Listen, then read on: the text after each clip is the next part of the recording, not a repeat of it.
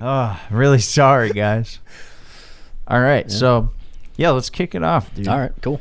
So, welcome to episode 2 of Cheine On. I'm Chris Hine, I'm Matt. and we're going to be talking about Seneca. Yep. So, On the Shortness of Life. yeah, On the Shortness of Life by Seneca.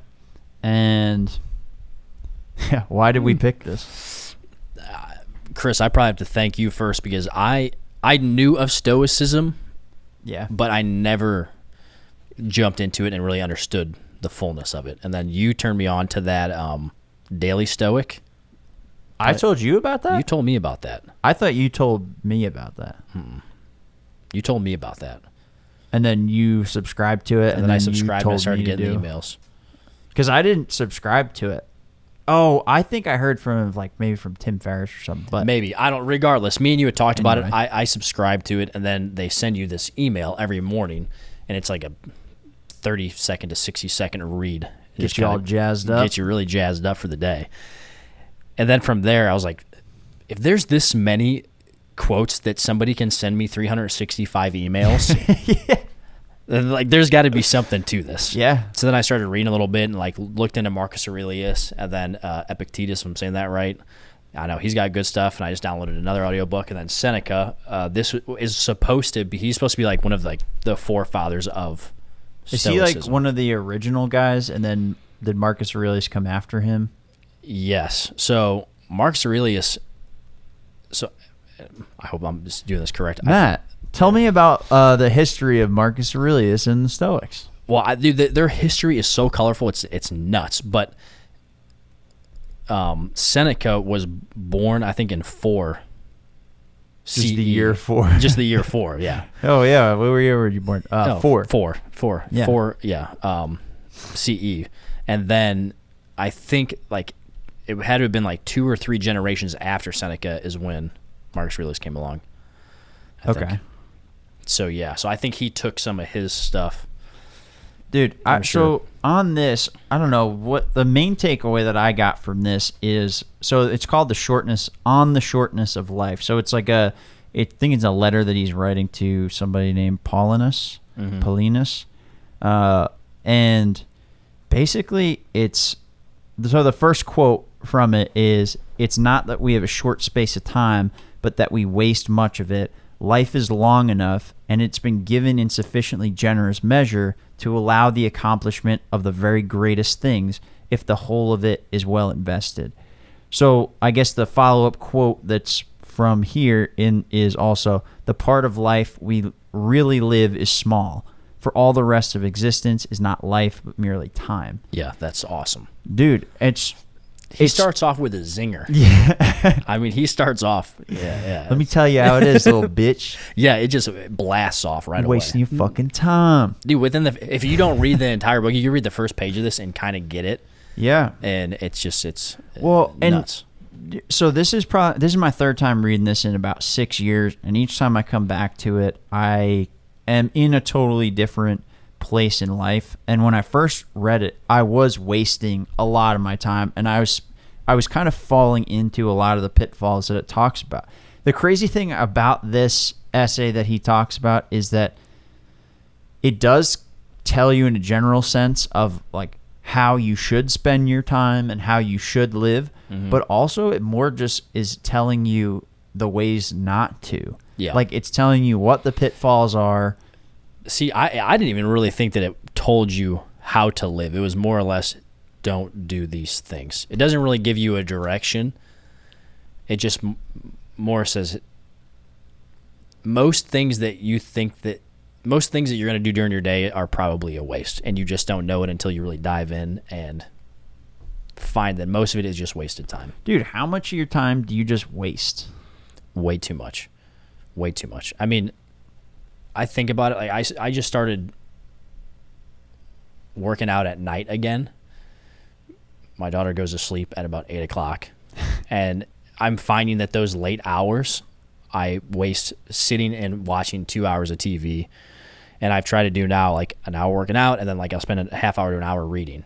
And in just the last couple of weeks, dude, you start picking up like a couple minutes here and there, and if you start utilizing all those minutes in the day, you really are like, okay, I do have time to do stuff. When people say they don't have time to do stuff, they probably have time to do stuff. Yeah. There's a good amount of people that have legitimate, like, hey, I work 2 or 3 jobs because I am whatever situation you might be. Like, fuck, man, I can't say much about it because I'm just not in that spot, so I can't say, like, you should be doing this. But there's a lot of people that just waste their time. Yeah, and dude. And you're right. There are people that, that work the 2-3 jobs and they really legit don't have. But I wouldn't say that's like a majority of people. No. At least I don't think in the U.S. I can't speak for other places. But I know there's a lot of people working really fucking hard, but there's a lot of people that waste a lot of time. And dude, it's what's kind of interesting about this is it's not about like doing things all the time, because that's part of one of these. I forget what the quote is, but it talks about like being busy or being preoccupied doesn't make you what's the quote? In I think it's chapter 10. He says busy men find life short. So he's not just saying that, okay, just do a ton of stuff and be busy all the time, because it's not necessarily productive work. Well, and you can spin your wheels doing that. That's something that I had to like figure out actually within the past year, really, is looking at how much time I just fucking waste for whatever reason, because you feel like you should be doing something, or because you're on the clock at work, so you should be, like, I should be doing this or that. And then you just kind of realize like how much time you spend actually doing nothing in the thought that you think that you're living or that you're supposed to be doing something. Yeah. And even putting out this website. So I'm building a website for Cheine Productions, and fortunately the podcast movement came up last week, and I went to that because it gave me some distance between building it.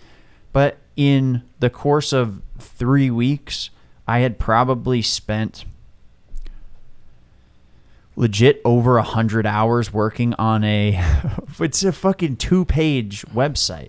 And I am trying to do something cool with it. Yeah. I did custom designs and illustrations and stuff, but it even talks about that as like, how much of your time did you spend on useless stuff? Like, how many fucking times can I move this thing from here and then go like, nah, I don't like that. Let me move it here. Nah, I don't like that. And dude, sometimes you got to do that. Like, for me, that's part of the process of doing things. And I don't regret that I did that.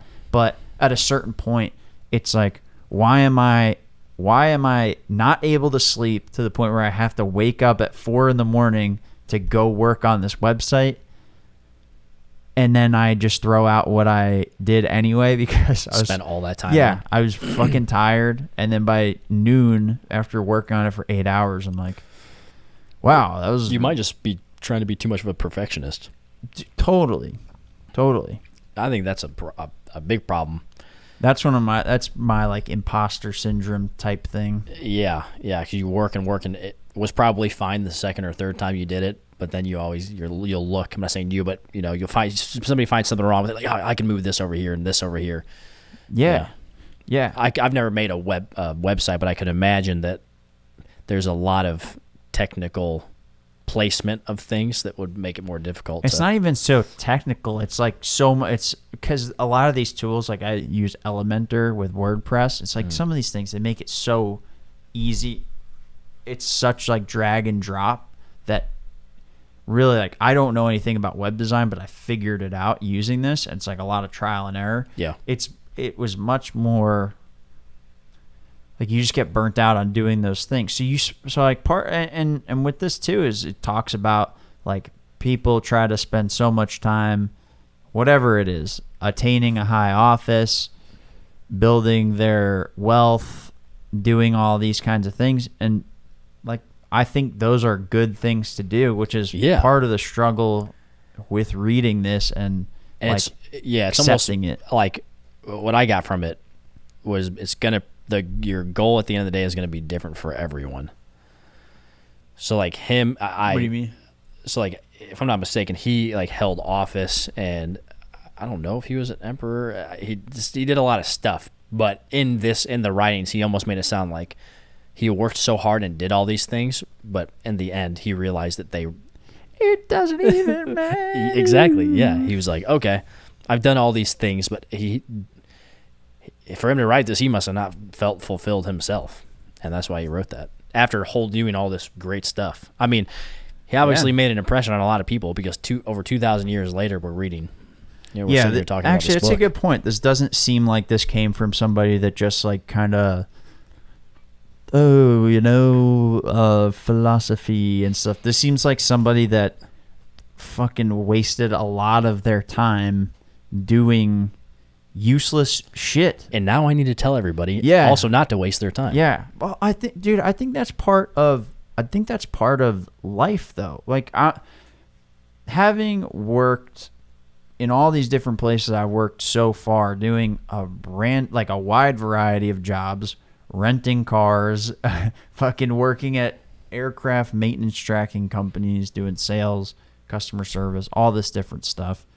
Even working at like a borderline scam job up in Orlando. You remember that? It was like you had mentioned it to me. Yeah. Oh my God. When I fucking figured out what that thing was, I was like, I gotta get fuck out of here. It was a waste of time. But if I didn't like put that time in, I don't think I would have been able to start this. No. You know? And that's the thing is like some of that stuff you got to find out for yourself. Yeah. But sometimes I'm not saying it's a shortcut, but it also makes you think a little bit more before you do something. Well, it kind of is a shortcut in a way because one of the things I thought was super cool. I'll see if I got it here. I don't know. Yeah, dude, this is probably the coolest part about this for me. That I thought this kind of blew my mind, and then when I told my wife about it, she was like, "Wow, that's a fucking cool thought." So, by other men's labors we're led to the sight of things most beautiful that have been wrested from darkness and brought into light. From no age are we shut out. We have access to all ages, if it is our wish, by greatness of mind, to pass beyond the narrow limits of human weakness.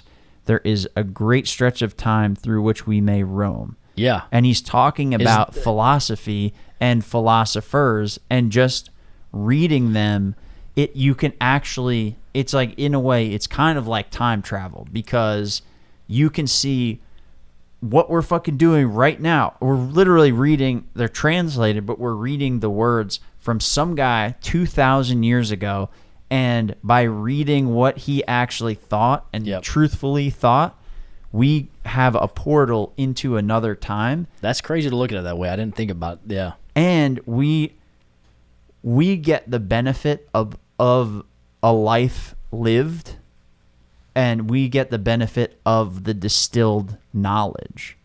So, like, and he goes on, I forget what it doesn't matter, but he goes on, he's like, yeah, and you can have these conversations with Aristotle. You can talk about Stoicism with whoever. I know Marcus Aurelius came after, but like, for example, like you could talk about Stoicism with Marcus Aurelius and then go beyond this with the Cynics. Like, if you take it like that, when you start to look at the writings of people, it is kind of like it's time travel in a way. Yeah. And you get to, what is it? You get to like live the more lives than one life in your life by reading all this history and all these different things. Yeah, I guess I never looked at it that way, but that's a pretty wild way to interpret it. Right? Yeah. I also love that passage. That was when I read and I was like, oh, that's a cool killer one. Yep. It is cool. And I thought it was cool too on this. It was like, no one of these will force you to die, but all will teach you how to die. Yep. No one of these will wear out your years, but each will add his own years to yours. That's what it means, is like... What's nuts about all this is that, and we had spoke to it even before we started recording, is that this guy, this long ago, was coming up with these thoughts. Yeah. Like, I would venture to say that not many people now can process this stuff or like come up with these types of these points. I think a lot of people think like this, but it's all watered down. It could be watered down, but I do think there are a lot of people that have these thoughts in their inner mind, in their private mind, whatever word you want to call it. But people think of this stuff, but it's kind of scary to talk about or sometimes even think about. Some people can write it down and they may keep it to themselves, but it's one. So there's something from what's his name, Emerson, Ralph Waldo Emerson. He's got it in SelfReliance, and he says like genius is just like recognition of genius is just like recognizing your own thoughts in the words of somebody else. Mm-hmm. So when somebody else says something that you're like, oh, that's genius, it's not always because, unless it's like entirely, you literally never thought about quantum physics or some shit, but it's like, oh, that was the thought I had and they are correct. And I never knew how to articulate it or never said it. Yeah. That's when I talked about on the first podcast, when we talked about it, is that you read all these self-help books and these different, philosophers, and you say, they bring these points up and you're like, this is nuts. Somewhere in your mind, you kind of already understood this, but they put it on paper and you're like, okay, now it's like come full circle. Now I get it. Yeah. Yeah. So let's look at what else. Let's look what else we fucking got in here, dude. What else did you want to talk about on that? What else you got? You hit those first two ones pretty good. Oh, this was kind of cool. So we touched on this a second ago, but in the 10th book or the 10th chapter, he says busy men find life short, and then he says there's 3 periods of life: the has been, that which is, and that which will be. And then he says the present time is short, future is doubtful, and the past is certain. I don't really know where to go from here with this, but it just something in that feels comforting to me. There's another part that he talks about with that too, is something about like the busy men, and they live, or the people that have all these like grand plans and they do all these big things, but in order to get there, they kind of had to like kill a bunch of people or like ruin a bunch of people's lives. Yeah. And to look back on that, are those sacrifices worth what you did? Yeah, to get to where you are now. Well, and a lot, and he kind of makes a claim like not a lot of those people want to look back on it, because if you were to look back on like a life of like kind of like killing a bunch of people or like fucking people over, like would you want to look back on that? And I kind of thought I don't about think anybody would. I kind of thought about even in my sense, like I've barely killed anybody, and like That's good. That's good. Yeah, no. Yeah. Yeah. Only a few. I'm not at 40 yet, so that's good. It's low. Do you want to give them the address so the cops can come directly here? It's on the Cheine Productions website. www.chineproductions.com. You can find our address and come try to arrest me, and we'll fucking see what happens. No, but dude, like I think about that too. Is it's kind of regret. What do you think about regret? Because can you go back and look at your life and be okay with what you've done? Like, do you have like a bunch of any times that you like regret that you really are just like, man, I don't like to think about that? Like me personally? Yeah. There's some stuff, but nothing that's worth like getting that worked up about. Yeah. But I know that about myself. And I know that like if I let these things bother me, they're just going to weigh me down. But there's nothing that's like, very regretful. Yeah, I mean, do you feel that way? Yeah, for the most part. I mean, aside from your bachelor party when we may or may not have killed. Yeah. Well, we don't really have to talk. I don't feel bad about it. You already did, so now it's out in the open. So yeah, I don't regret that. Unbelievable. They were pieces of shit. No, but that was a big driver of. That was a big driver of why I tried to do all these different things when I was younger. I think from the time, like even before college, and then when I graduated, I read this for the first time. Rhiannon actually gave me this when I was working for her at Flight Docs. That's the first Ron's time. wife, right? Yeah. Yeah. And that was one of those moments where a bunch of shit came together, and it was like, oh my God. That's what I'm saying, though. You had no idea about this book, and then somebody hands you this 30-page book. Yeah. And it's like you read this, Yeah, and it just I opens. think she copied and pasted this. This is the original copied and pasted document she gave me. That's hilarious, and it opens so many doors. It just you realize so many things. Well, and so part of this too is like the main theme of this. Not that we have a short space of time, but we waste much of it. I don't know if it's you hear it in like the Christmas Story with. I think Scrooge, is that the one with like the ghost of Christmas past and present and future? Yeah, yep. I don't know. Like, I don't know that I got it from that, but like, I think I saw that when I was really little, but I don't want to be that old guy. It's the Scrooge.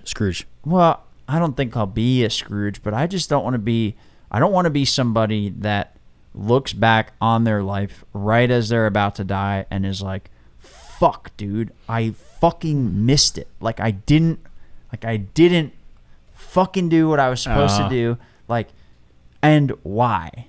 And fucking why, dude? You got a quote? There's one in there that when you just said that, I don't know, I can't remember which one it was, but there's something that relates directly to. So I think this is the one I'm thinking of. This is probably jumping ahead, but whatever. Towards the end, he goes, "It is better to have knowledge of the ledger of one's own life than the corn market." Yeah. So that's kind of along those lines. It's like if you don't understand, because most people, I feel, probably not most people, but some people go to their grave not really knowing who they are themselves. They know a lot of things around them. They know a lot of things about a lot of other people, and like he's the corn market. I just took the stock market from that. Like they invest all this time into these material, artificial things, but they never really look inside themselves and understand, why am I doing this? Yeah, dude. And I don't want to end up there. And like I looked at the way that my grandpa died, and it was like he had cancer. He didn't check on it for a long time. I think he was in denial about it. And then as he was dying, like there was something about like his soul almost, like you could tell that like he wasn't ready to go. Yeah. But his life was ending. And yep. That seeing that there was another big wake up call, even if it took a few years to. Do you still think about that? Yeah, all the time. I wish that I had a reminder every day about those things, because I think a lot of people experience that type of stuff in their life, and they're like, they have those moments like you read this book and you're like, wow, that's wild, I'm gonna go out and live today. Then you go to sleep tonight and you wake up the next day and it kind of fizzles away. So I think I wish that there was a way that you could keep, consistent and be disciplined about remembering those types of things and how short life is, and how many things that you should accomplish. Writing, dude, I'm telling you, man, writing, if you write try to do it every day. Like there's not really a great substitute for writing every day. But just those kinds of things, like it just keeps your brain going, it keeps you moving, and when you're out of whack, you can get back to that reminder, even if, like, I haven't thought about my grandpa in a long time, maybe like months, and maybe longer than that. This just made you think of it. Yeah, and it just made me think of it.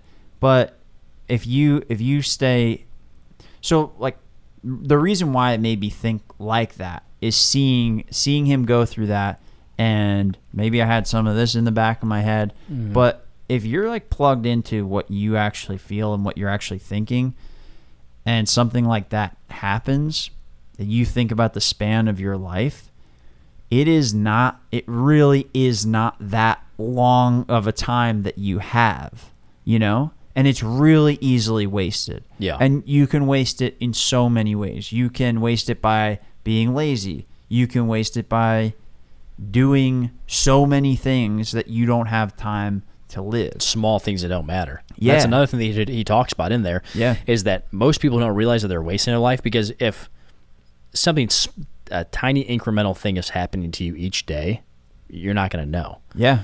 But, you have whatever, you eat a bad meal every now and then, it's not going to hurt you. But all of a sudden, years down the line, you hear people talk about all the time, like, man, it really caught up with me. These things caught up with me.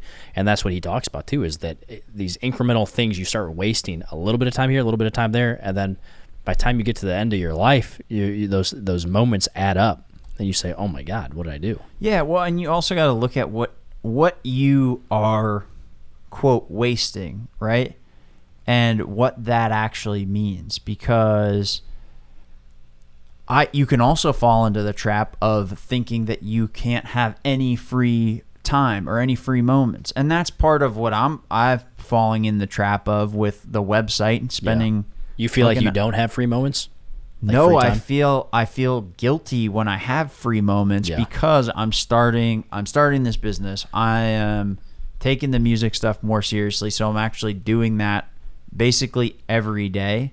We're doing this. I'm like trying to put a lot of effort into this. Yeah. So I got all these things going, and as I'm starting a business, and part of what I think I'm supposed to be doing as a new entrepreneur, all these kinds of things, is you got to work your fucking ass off and you got to be working all the time.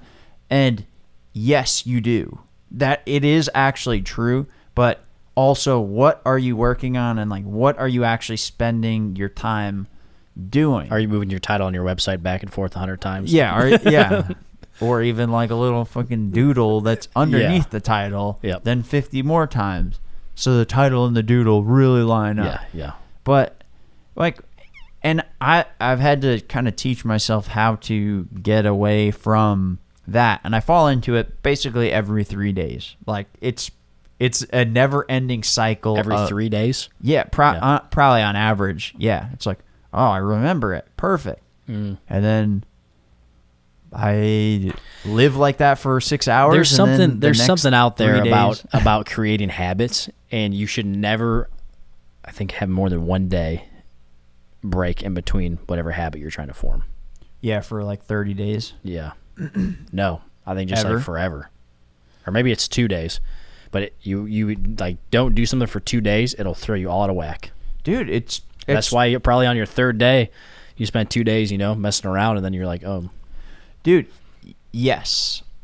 Yeah, for sure. And I mean, especially jumping into anything new that you're trying to do, is like stay consistent with it and don't let the time lapse, because like you, for example, you did the one project, you did it, and then you're like, oh, yeah, no, my parents are coming into town, so, I can't do it, but I'll do it the next week. And then it never happened. And it didn't happen.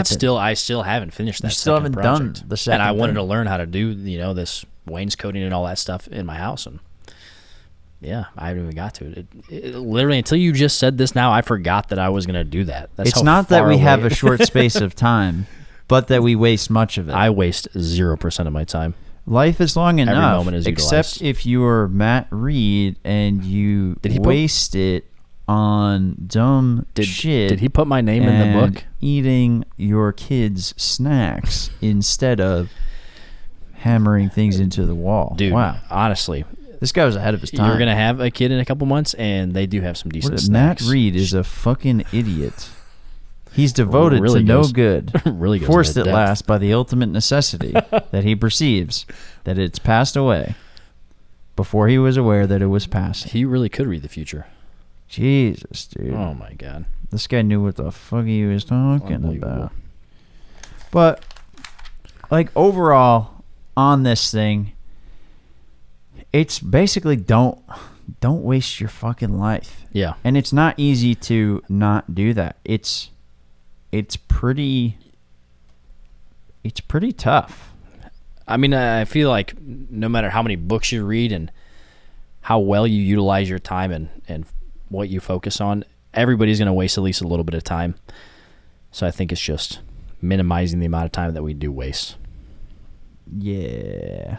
I guess the last thing, just to kind of wrap this up, one thing that kind of stood out, and I was talking to my dad about this, and he said it we were talking about the work from home stuff. Yeah. And he's not a fan of the work from home stuff, but That's interesting. he said something interesting, and then it popped up here, and he said it in here, but it was like, why are you idle? Unless you seize the day, it flees. And then he says, even though you seize it, it will still flee. So it's like you have to like drink as if you're drinking from a river or something like that. Mm-hmm. So I think he was alcoholic.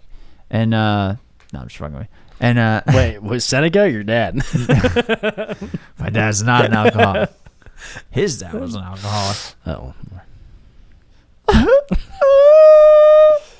Sorry, buddy. Brought up some bad memories. I apologize. Oh my god. But this was interesting when he was talking about it, because he said a lot of this work from home stuff,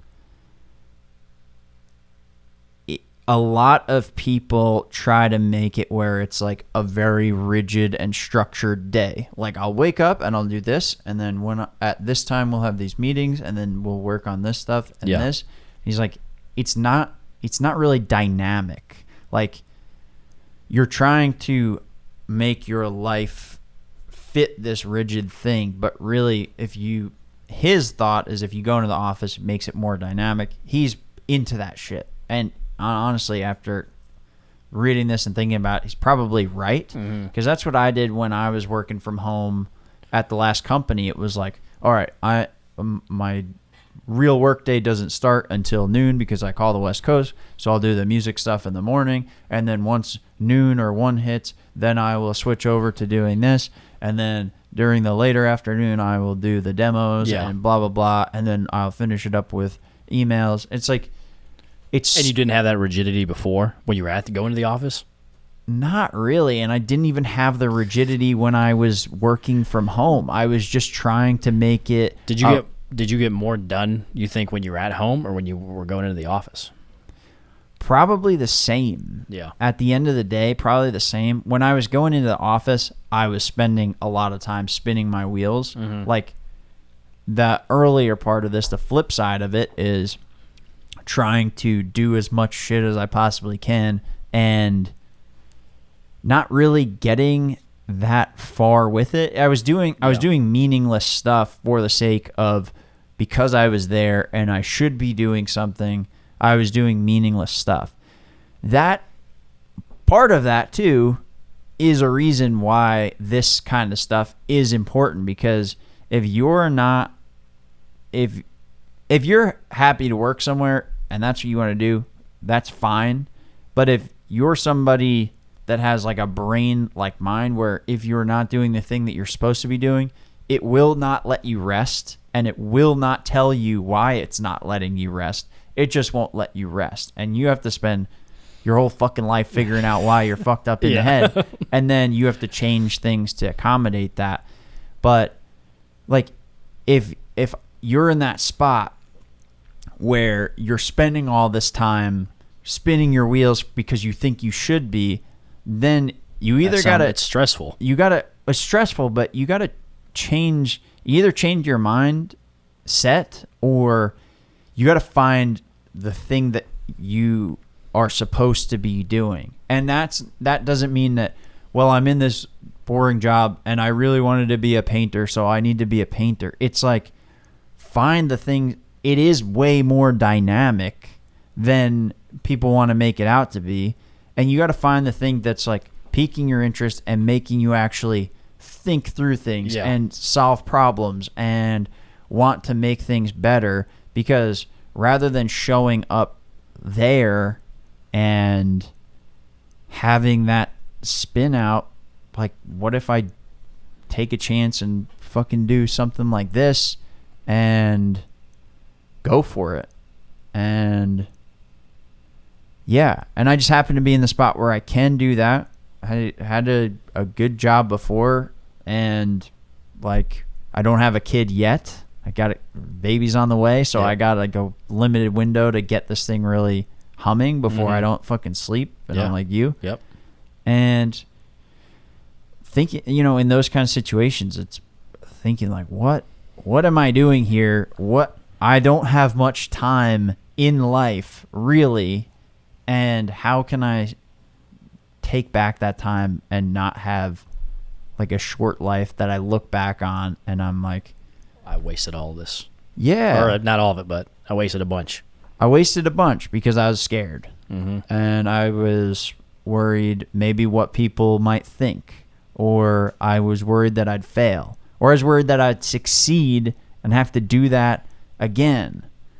And they're all legitimate concerns, but at the end of the day, they're also like not that legitimate concerns. Yeah. You can't worry necessarily what people, it's not good to worry what people will think. It's good to be aware. It's good to be considerate of what people will think. It's good to not do things that will make you look bad or something like that. That's all okay, but I would just worry about that shit. And even going into doing this, like, oh yeah, you're leaving a good job and stability and health insurance and all this stuff. And I'm sure everybody was saying that too. What are you going to do? I'm going to start a podcast production company and do You're gonna music. what? They're like, oh, okay. Good luck. You have fun with that. The thing about that is I think that things are a lot worse in your head than what they actually are. Yeah. On the exterior. Yeah. Yeah. Yeah. You get stressed about something, and then you're like, "Oh my God, how is this going to pan out?" And you're thinking about it for days, and then it does, and you say, "Well, I was even stressed about that." That's I'm sure how this is going to be for you. I'm sure it's stressful right now, and then later on down the road, you'll be like, "Oh, I wasn't even upset about it. I don't know." Yeah, I don't know. I hope that's how it goes. I'm sure it will. Thanks, man. You're welcome. Appreciate it. Somebody's got to talk you up. Yeah, thanks.